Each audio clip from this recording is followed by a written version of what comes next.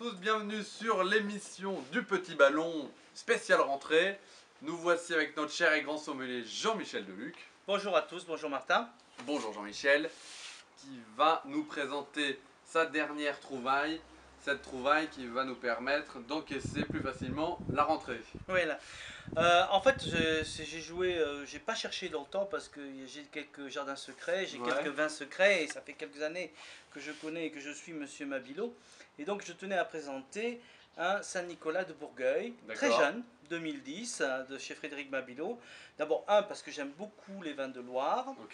Blancs certes, mais les rouges aussi, et que j'aime bien les défendre, parce que c'est vrai que dans cette mode parisienne des vins rouges de Loire, on a quelquefois des choses un peu insipides, un peu légères, qu'on sert un peu frais, un peu passe-partout.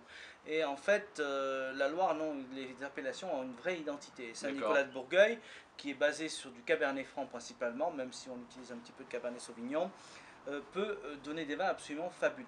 Et donc chez Frédéric Mabillot, c'est ce que j'ai toujours trouvé. Parfait.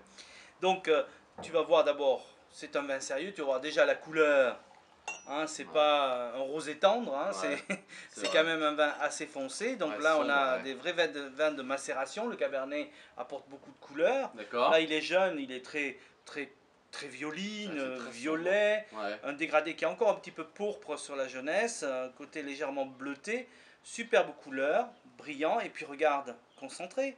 Quand tu remues le vin dans le verre, c'est pas de l'eau, il y a de la matière. Et puis au nez, tu vas voir le Cabernet, quand il est mûr, c'est extraordinaire. Et ça, c'est le secret des bons vins de Loire, il faut ramasser un raisin mûr. Le Cabernet Franc est un cépage qui est dur à arriver à maturité, et des fois on le ramasse un petit peu trop tôt et on a des vins qui sont âpres, durs, etc. Mais quand c'est mûr, c'est absolument fabuleux. Parce que les vins de Loire, je sais pas, c'est pas un réflexe que, enfin, je parle pour moi, qu'on voit souvent là, dans les bars à vin, dans les trucs comme ça. Oui, bon, c'est le vin facile qu'on sert un peu frais. Voilà, puis il ne fait pas réfléchir, on boit, on s'en rend même pas compte. Moi, j'aime bien quand même que le vin ait une vraie identité. Et donc, Saint-Nicolas de Bourgueil est une jolie appellation. Des Cabernet Francs sur la finesse.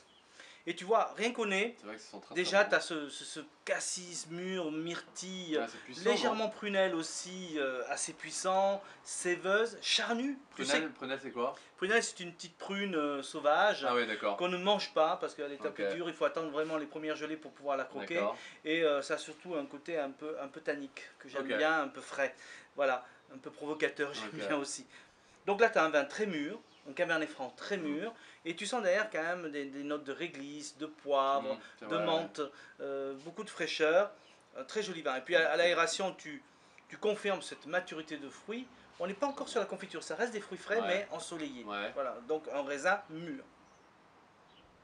Des notes légèrement fumées, un peu tabac blond. Voilà. En bouche, c'est du velours. C'est rond, c'est charnu. C'est bon. C'est bon, ça peut être la conclusion directe. Mais c'est vrai que tu vois, ça se soyeux, mais c'est pas mou.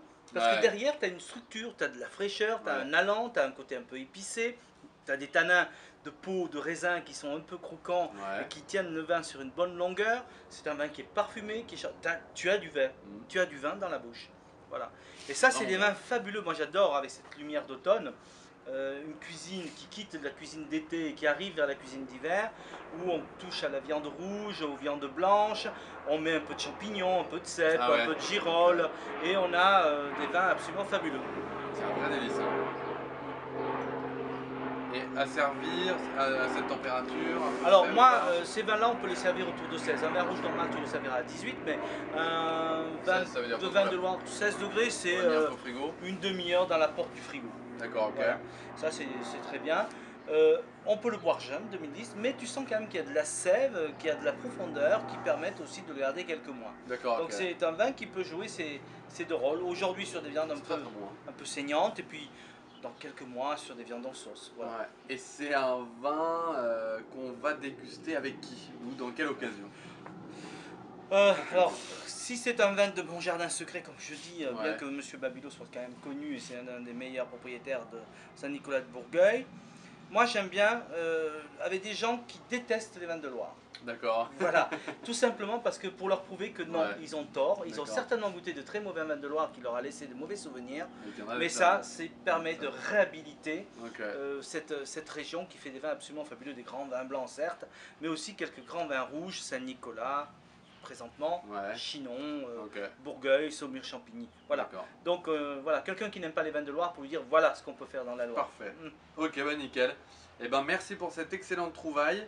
J'espère que la rentrée sera plus facile pour vous grâce au vin de Frédéric Mabillot les Rouillères et aussi aux Côtes-du-Rhône de Saint-Côme. Voilà, deux vins que j'adore en automne. Et bah encore merci à vous, bonne dégustation et à très vite. À très vite.